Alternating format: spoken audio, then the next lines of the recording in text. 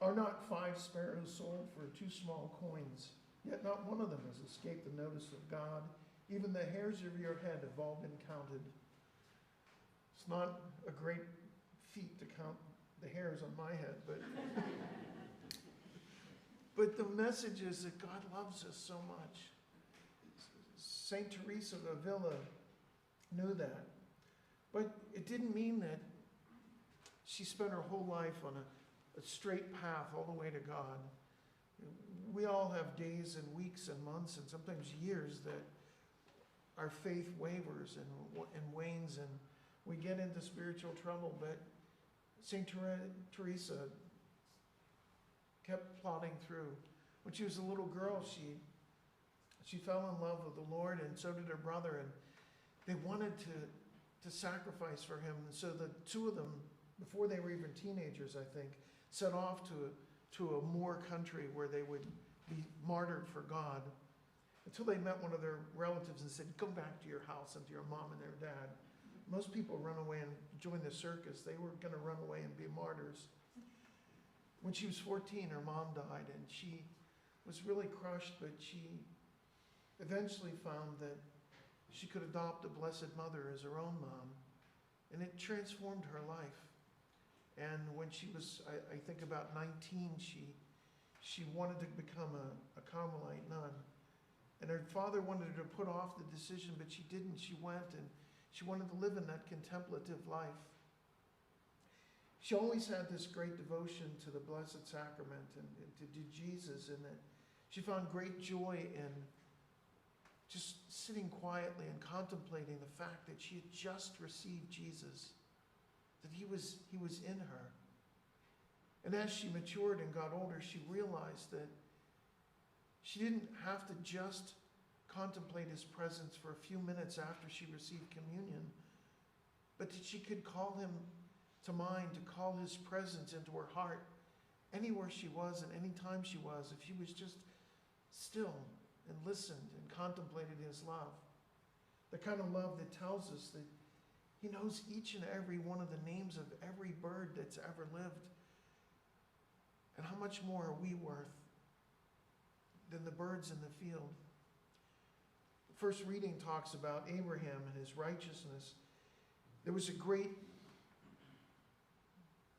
rift between the Catholic Church and the Protestant Church around the time of St. Teresa. And one of the great arguments was, do we get to heaven by doing works, or do we get there just by believing in God? Is it works or is it faith? And that first reading is talking about that struggle. It wasn't that Abraham got to heaven because he was willing to sacrifice his own son when God asked him to sacrifice Isaac. It was because he was willing to do it. It wasn't that he didn't do the work, but his heart was so faithful to God, and he loved him so much that he was willing to sacrifice the thing that he treasured most on earth, his beloved son.